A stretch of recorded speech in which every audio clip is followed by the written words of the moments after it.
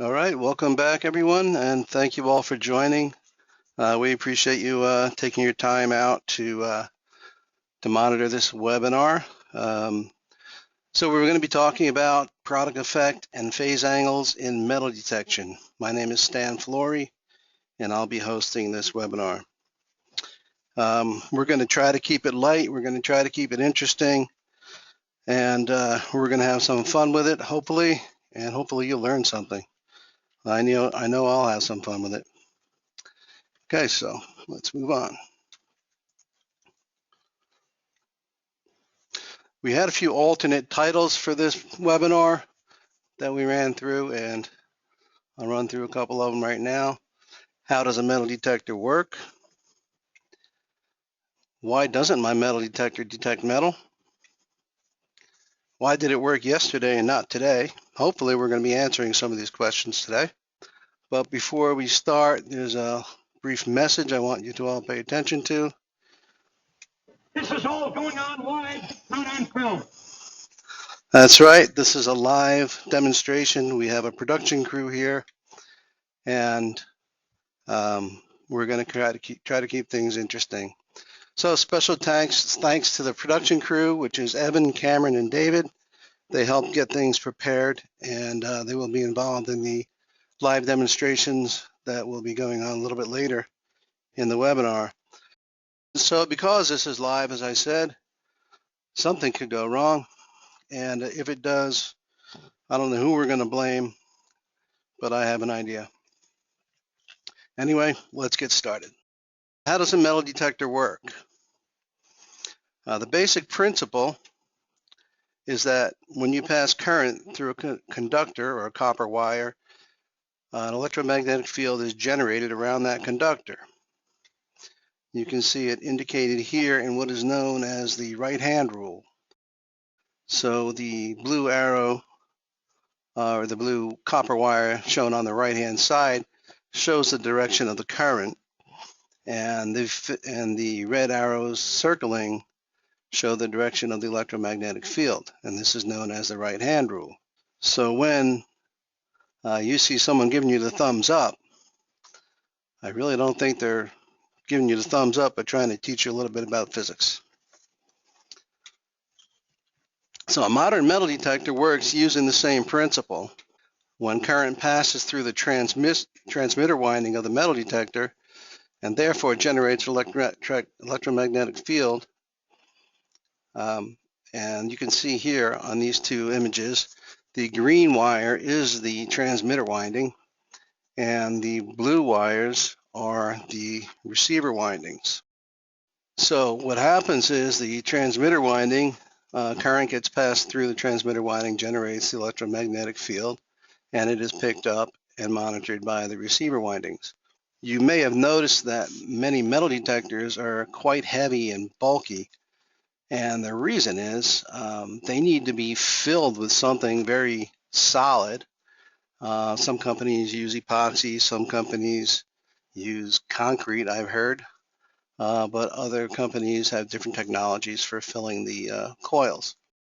And the reason is you don't want these windings to move. They have to be very stable, and the positioning of them has to be fixed.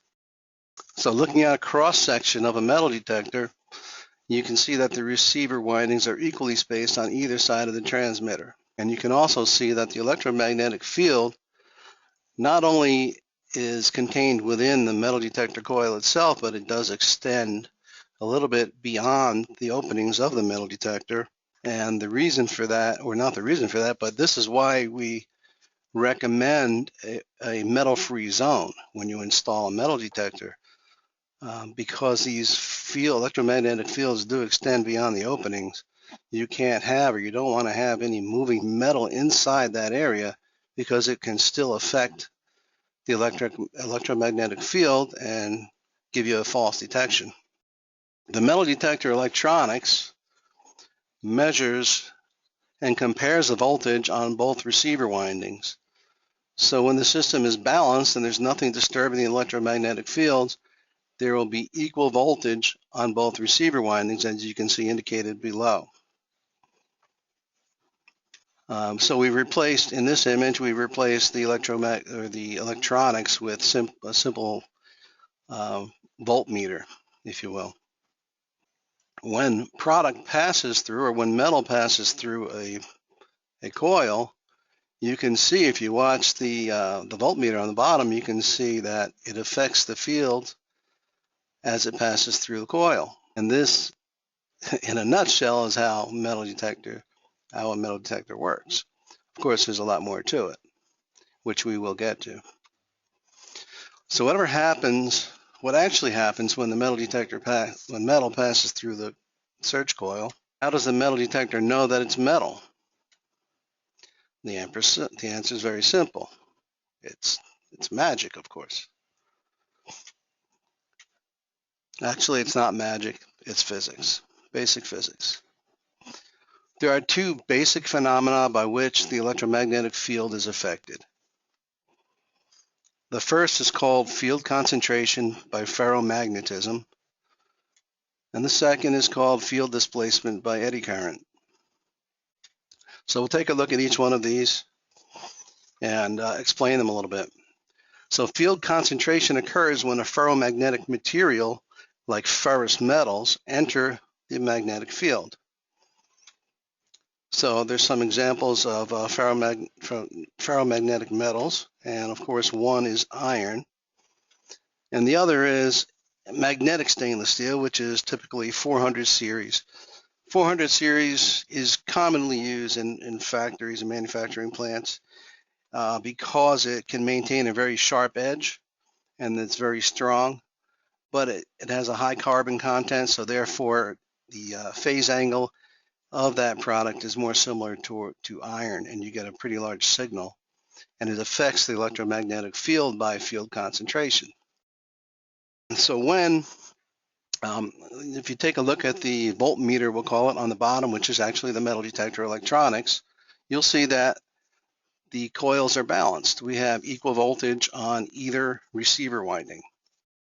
When a ferrous piece of metal enters the electromagnetic field, you will see that the field lines are attracted or concentrated towards that piece of ferrous metal. And what that does is it induces or increases the voltage in the receiver winding, and you will see an offset in voltage. And now you no longer have a balanced field, but you have an offset voltage. So there is a higher voltage on one side than there is on the other, and that's how we can detect that something has affected the electromagnetic field. So again, this was field concentration by ferromagnetism. The next one we'll discuss is field displacement by eddy current. Field displacement occurs when a non-ferrous metal enters, or any non-ferrous material, I should say, enters the electromagnetic field. Again, you can see that the image on the right, the coils are balanced. There's equal voltage on both windings. It doesn't have to be 1 volt. We're just using that as an example. Examples of non-ferrous materials are obviously stainless steel, copper, brass, bronze, aluminum, and anything else that is conductive, such as your product. And this is very important because we're going to talk about this a little bit later on. We're going to focus on it, actually. So some products, not all products, have an effect on a metal detector, and this is the effect that they have, is that they simply resemble these non-ferrous materials. Some difficult ones are meats, cheeses, and any other product that is conductive. If you stick your hand in a metal detector, you will most likely set the metal detector off. So what happens in this case when a non-ferrous material enters the electromagnetic field? You still get an offset in voltage, but this time it just reacts a little bit differently to the electromagnetic field lines. What happens here is the field lines are not attracted or concentrated towards that piece of metal, but what they are doing is they are inducing yet another electromagnetic field within the contamination itself. And these two fields oppose each other, and it expands the electromagnetic field, or actually displaces the field.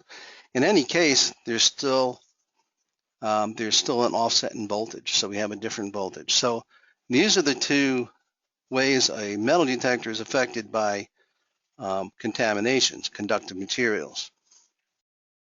Now that we know how the different materials affect the magnetic field of a metal detector, how does a metal detector differentiate between the product, which we said can have an effect on the electromagnetic field, and a piece of metal?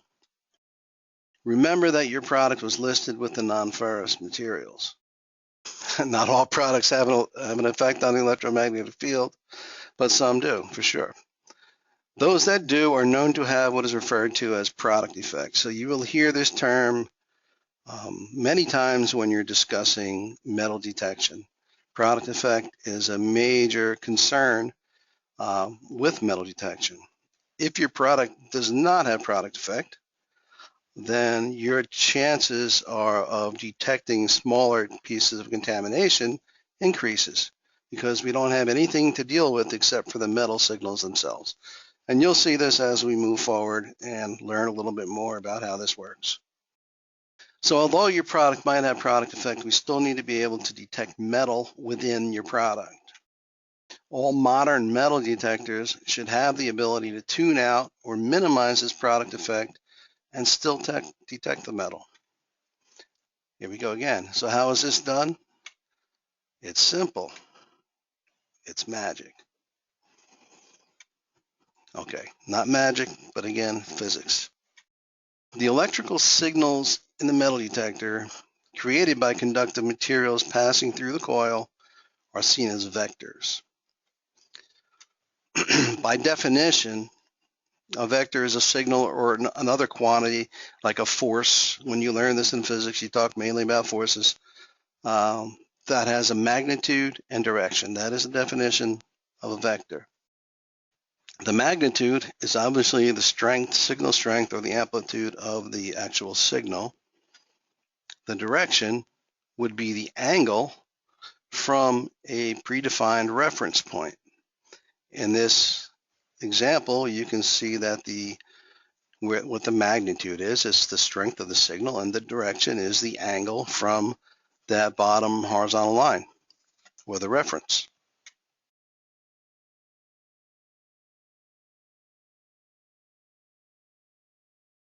So, in order to manage the signals internally, the metal detector has to break down the vector into its rectangular coordinates.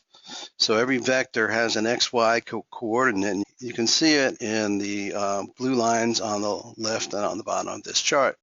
These are the rectangular coordinates of this signal vector that we're looking at here. This is the amplitude, this is the amplitude on the x-axis, and this is the amplitude on the y-axis. And we know that these are 90 degrees apart. In many metal detectors, the coordination system is referred to as channel A or channel B. Channel A and channel B instead of channel X and Y, but other metal detector companies may call them something different. Doesn't matter because they are always going to be 90 degrees apart. That's important to remember. The angle, which is referenced from channel A in this installation, or I'm sorry, in this example, represents 0 degrees. So if A is 0 degrees, the phase angle is some angle from 0 degrees. And this angle is known as the phase angle. So these so far now are the top 2 points of this webinar, is phase angle and product effect. So we learned what product effect is anything that can affect, or a product, I'm sorry, that can affect the electromagnetic field, much like non-ferrous metals do. And phase angle is a way that we can look at what that signal looks like inside the metal detector. So modern metal detectors use this concept to distinguish metal signal from the product signal. How is this done? You guessed it. It's physics. So it is physics. This is vector addition and vector analysis is a physical property and is typically learned in many physics courses. So we've already demonstrated that the product signal is seen as a vector. in a metal detector. And this is the same product signal we were looking at earlier. So we can simply set the threshold just above the product signals on channel A and channel B, right? This is channel B, so we can set a threshold here in channel A. Now the threshold is actually the sensitivity adjustment that you set in your metal detector. And when a signal crosses or surpasses these thresholds, then the metal detector considers it metal. So can we just set the thresholds just above the product signal on channel A and B? Right. The answer is obviously wrong. We can't do that because if you forget about running your product through the metal detector and now just run a piece of metal through the metal detector, it can have a completely different vector and has nothing to do with the product vector that we just saw, because now you're just running a piece of metal through the metal detector. So it reacts on it the same way. This will have to be broken down into its XY coordinates as well. But when you pass a piece of metal through with the same product that you ran before, you get a completely different signal. The metal detector will not see the product signal plus the metal signal. All it sees at this point is the total signal, which is this green signal here. So even though you have the product and you have the metal inside the metal detector passing through, now at this point, the total signal is the only thing that the metal detector can see. So in this case, the total signal, the product plus metal, is actually smaller than the product signal if we don't make any changes. On X and Y, the product signal was out to here on A and over here on B. So if we set the thresholds as we suggested before, just above channel A and B, there is absolutely no chance we're going to detect this metal with these current settings, because the actual overall signal is smaller than it was with just a product. So the metal came in, added to the product, made the overall signal smaller. So in order to be able to detect this piece of metal, the metal detector needs to make some sort of an adjustment. There's nothing we can do about the individual signal vectors, nor the resultant total signal vectors, nor their orientation. These are physical properties that you cannot change. This product is going to produce the same signal vector every time. This metal will also send the same signal vector, and the total signal will be the same as well. But the one thing we can control is our point of view, or our reference, of how we look at these three images. Or actually, we're only looking at this one at this point. So we define the starting orientation of the coordination system, channel A and B. Since we defined it, we have the ability to modify it. So there's something we have control over, and we can adjust the rectangular coordination system. So by rotating our coordination system and aligning the product signal to channel B, so now our product signal is lined up with our channel B coordinate. Now we have a much better view of this metal, because now it's further away from channel B, but it's along channel A. And if you look, all we're doing, I'm going back and forth here, you can see all we've done is change our coordination system. We have not done anything to the product signals or the metal signals or the total signal. So this phase angle, this is called phase angle adjustment or phase correction. Very important. It's the major premise that makes metal detector work. You have to have this capability, otherwise you'll be fighting product effect. So remember, we said earlier that the product has its own signal vector or its own magnitude and direction. Part of the teaching process in a good metal detector, or in a modern metal detector, is to pass your good product, good clean product, known to have no metal in it, through the metal detector several times. Every manufacturer has a different process, but basically they're all doing the same thing. You need to learn what a good product signal looks like. and that is represented here in this image to the left. We've run, well, theoretically, we've run product signal through and this is what it looks like. So we have now, the metal detector knows we have a certain phase angle and then a certain rectangular coordinates and a certain amplitude on this product signal. When you're setting up a product, especially difficult products, with your metal detector, you're going to need to run at one point or another good product through the machine so that the metal detector can teach itself. Once we know the phase angle, the metal detector will rotate the coordination system accordingly.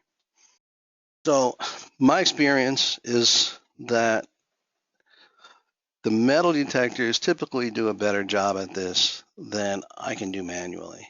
There are usually manual adjustments where you can override and try to fine tune the phase angle, but I believe that the algorithms that they have in the metal detectors do a much better job and do it efficiently.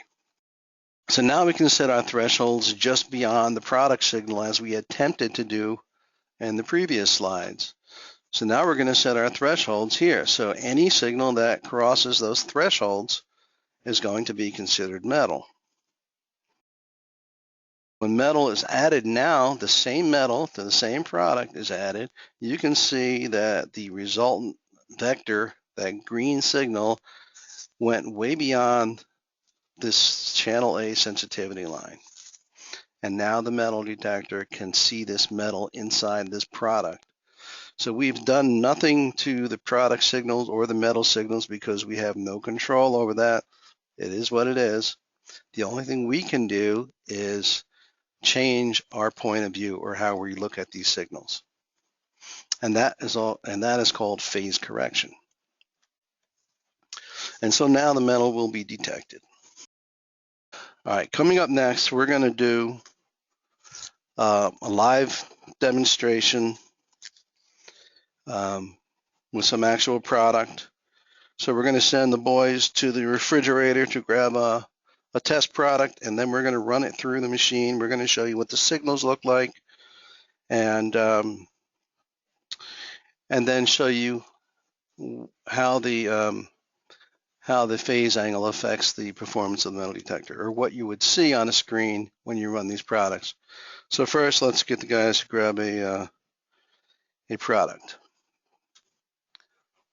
Hey, wait a minute. Don't you want that package you put in my ice?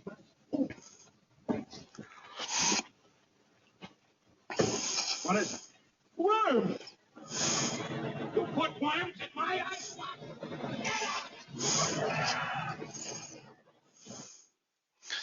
Well, there you have it. I guess we're going to be running with worms. So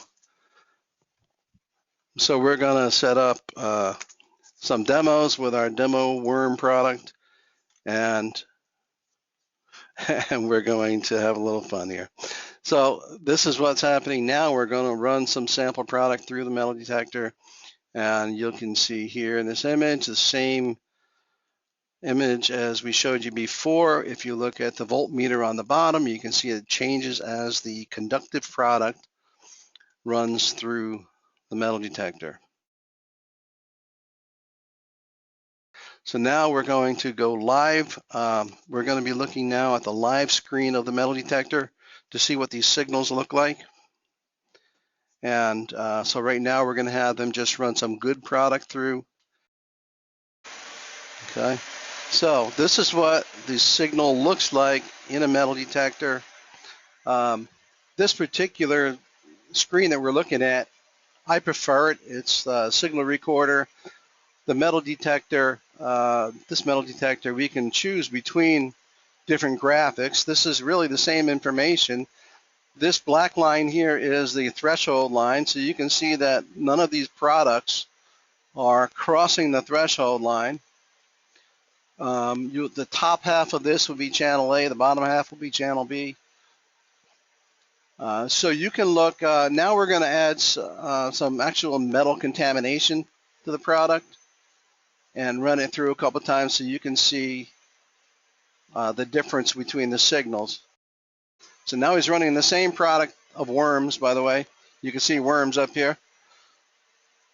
So he put a piece of metal on it, a test piece of metal, and now you can see that the signal went well beyond the threshold line, and therefore the metal is detected. We're gonna continue to do that. I'm gonna change the graphic. So now you can see, Dave, put a good one on first. We're gonna see what a good product looks like. It does not cross the threshold lines. We want that signal to be well within. And when you set your product up and you set your thresholds, you don't ever want the product signal to be too close to the threshold. You can see here you have about 50% of product signal to 50% empty space as related to the threshold lines. Now go ahead and put the metal on it. Now we're going to run it again with a piece of metal, and you can see that the difference is going to be significant. So this is a typical way that the metal detectors should work. You don't ever want the product signal too close to the threshold lines. Okay, the next demonstration we're going to do is I'm going to demonstrate how your product, because it has product effect, can have a significant effect on the metal detector day by day. One of the proposed titles we had was, why did this metal detector work yesterday and it's not working today? The reason is your formulation could change in a slight way, but have a huge effect on the metal detector. And that's why it's very important that you have significant separation between your product signals and your thresholds. So what we're going to do now is we're going to put the clean product through the same product we were running our can of worms, if you will. And you can see that the signal is well below the threshold lines. And now we're going to run the exact same product that we made a slight modification to in its formulation, and we're going to see what that does to the signal. Huge. Okay, so it's the same product, and we're running the same product through the metal detector, and we made a very slight modification to the second product. Okay, they're obviously not worms, so we're going to switch back now, and we're going to show you what we actually did to create these products. And we have a small video. The product wasn't worms, it's actually just a little tub of water. So we filled 2 containers, each with this exact same amount of water, and then ran them through, and you can see the signals are exactly what they were in this video. And then we took a little bit of salt. I don't know if this is a pinch of salt or a dash of salt, but it's a tiny amount of salt. And when you put that one through, you can see that the signal is tremendous. So your product variation from day to day or from batch to batch will have a tremendous effect on how your metal detector performs. And that was the answer to the other question, why does my metal detector work great one day and not the next day, or from batch to batch for that matter? The phase angle adjustment is very important, and it's very important to understand that a slight variation in your product can have a significant effect on the metal detector and would have to therefore be readjusted and maybe come up with a new phase angle. Okay, well, I'm sure this webinar will become available in some other form, so hopefully I'll get a chance to watch it myself. I hope you enjoyed it. I tried to keep it light. I didn't want you all falling asleep on me. So until next time, I appreciate you joining, and thank you for your attention.